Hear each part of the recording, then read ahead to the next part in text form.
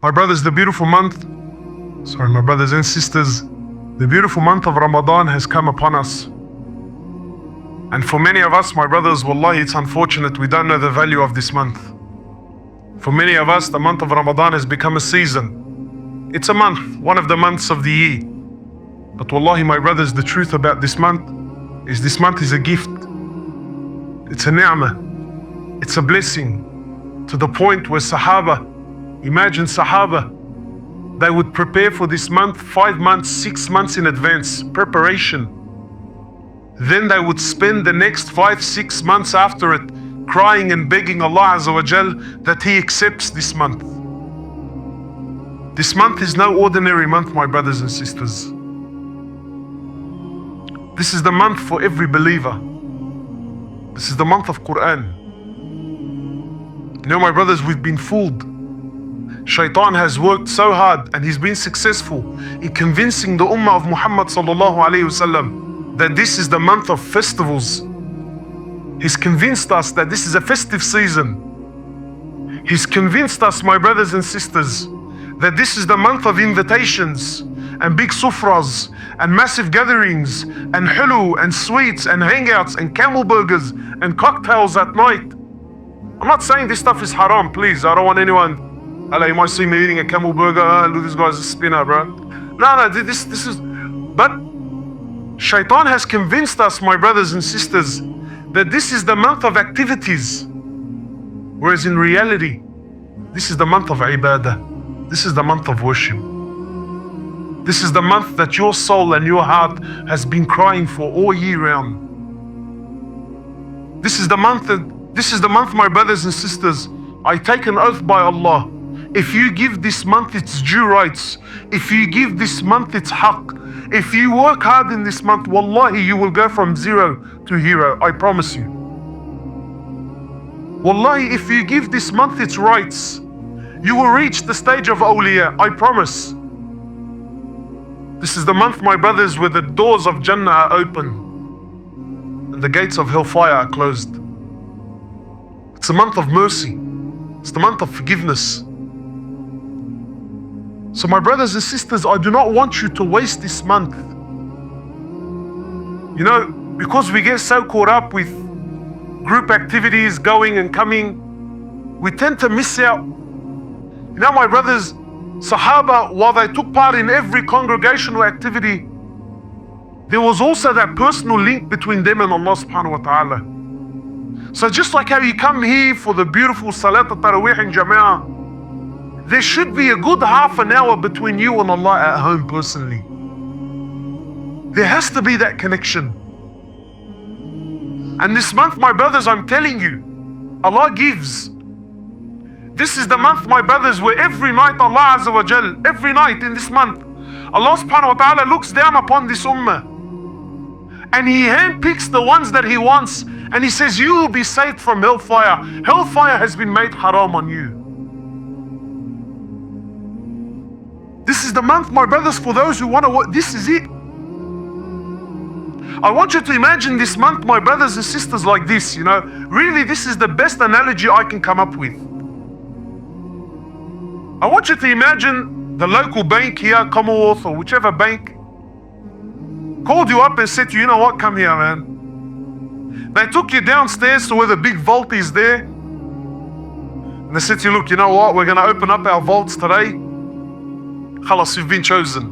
We're going to open up our vaults today. Walk in and take whatever you please, whatever you want, as much as you can possibly take. You've got 2 hours, do whatever you want. I can see some of the boys, they're ready to do these ones. 2 hours? Bro, I only need half an hour. But I want you to imagine the bank says, look, you got 2 hours, do as you please. Honestly, you tell me, in those 2 hours, are you gonna rock up in a car or are you gonna rock up in semi-trailers? Honestly. In those 2 hours when you're in the vault, you're gonna be answering phone calls? You're gonna be texting and WhatsApping and seeing what's happening on Facebook? Honestly, are you? In these 2 hours, do you have time for your friend? In these 2 hours, do you have time for half an hour nap here?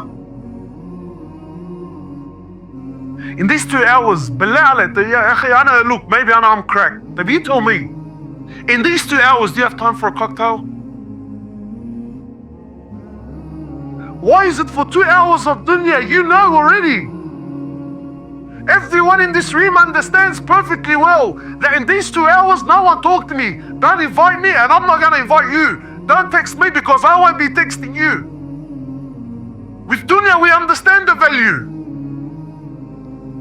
What about when Allah subhanahu wa ta'ala tells you this month the doors of Jannah are open? And He's telling you that the doors of hellfire are closed. Where will you be spending your time? People think that, you know what, because we know through the hadith that the shaitan is chained in this month. No. Shaitan has already planted enough seeds for him. He actually needs the month off anyway. He's kicking back now, but he knows he's planted enough seeds. He already knows, my brothers. And I'll give you an example. It's a bit late, but I'll give you an example just so you understand. For those who are really serious about this month and they're serious about reading Quran in this month, because we know that this is the month of Quran.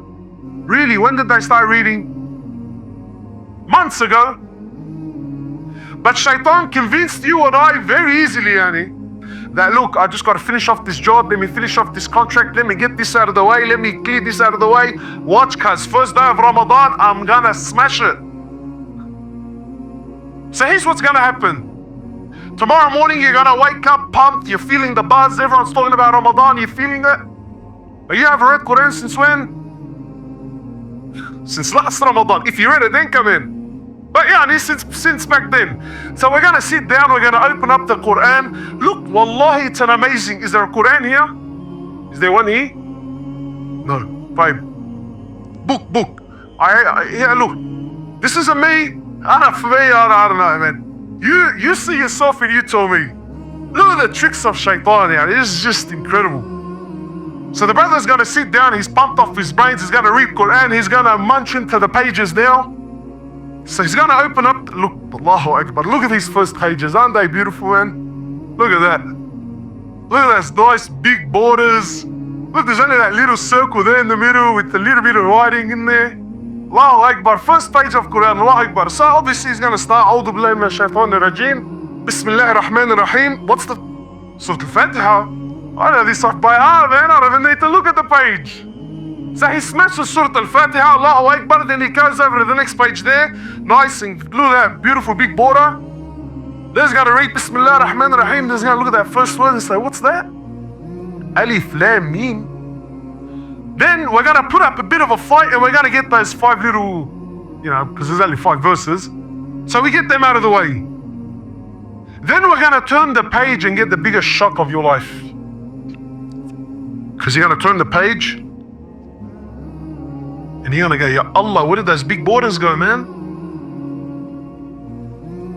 Where did the little writing in the circles go? They think, what? From top to bottom, left to right, bro, that's a full page, man. Then already some of us, we're gonna have the shock of our lives, and then if you are like me, I remember back in the days, you start flicking through the pages because we don't know how to use the index very well. So I start flicking through the pages to find the next Bismillah ar-Rahman ar-Rahim. Then I got the shock of my life because I flicked through 52 pages only to find the next. When I realized that Surah Al-Baqarah is 52 pages long, what happens to you? Honestly. You think, cuz, you know what, this isn't for me, man. I'll listen to it on my phone, inshallah. I'll just put the CD in my car. So you can see already how well shaitan, he's already planted these seeds. He doesn't need to be next to me.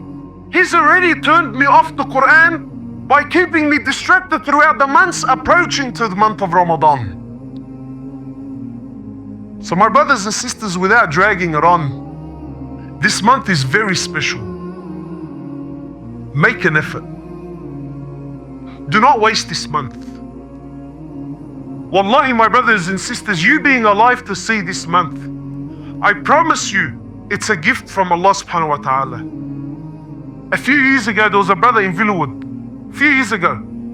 The night before Ramadan, I'm not telling you 2-3 nights or a week. The night before Ramadan, he had a car accident. It was him, his cousin, and a girl in the car. The night before Ramadan, my brothers, Allah Azza wa Jal took his life. Ramadan came so close, but it was so far. So my brothers and sisters, do not waste this month. And I'm gonna say something, so you have to be selfish in this month. This month is about you. It's about you and Allah subhanahu wa ta'ala. Because every one of us has shortcomings. Every one of us knows himself that he's had a terrible year. This is my chance to make her up, man. This is my chance. This is the month Allah subhanahu wa ta'ala is telling me, enter my vault and take whatever you please. Don't waste it. And my brothers and sisters, I have to leave you with this warning. It's harsh, but I have to leave you with it. Otherwise, I feel like I've done injustice towards my message. Yes, it's a beautiful month. Yes, it's the month of forgiveness. Yes, it's the month of giving. Yes, it's the month of Quran and ibadah and salah and charity. Yes. But there's a big warning, my brothers and sisters. The Prophet of Allah, sallallahu alayhi wasallam, who had rahmah in his heart. Imagine, this is a man who had rahmah in his heart towards his enemies. When he conquered Mecca, my brothers, and he came back to Mecca, he faced the people that expelled him and his people. They exiled him and the Sahaba. They tortured him and his companions. They gave him such a hard time. When he came back to Mecca victorious, imagine kuffar. They asked, what will you do with us? He says, go, today you are free, man.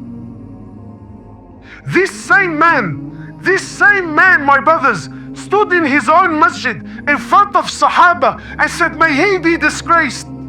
He says, the man that lives to see Ramadan and lives out the days of Ramadan and finishes Ramadan and doesn't have his sins forgiven by Allah, may this man be disgraced. So yes, it's a beautiful month, but there's a big warning, my brothers and sisters. So take heed. Allahu Akbar, this is our first day, inshallah. Take it, man. Take it. And go hard with it. And ask Allah Azza wa Jal for forgiveness.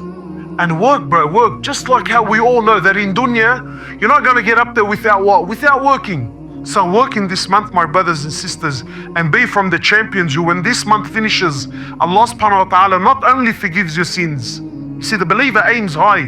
What are we aiming for? Not only that he forgives my sins. No, but I make sure I am from the people whom Allah says hellfire has been made haram on you. That's what I want. And my brothers and sisters, when you put your head on the floor and you're in dua and you're begging upon Allah and you're knocking on His door in the early hours of the night, which I hope you plan on doing, be sure to ask Him for the companionship of Muhammad in Jannah sallallahu alayhi wasallam. We ask Allah subhanahu wa ta'ala to accept this month.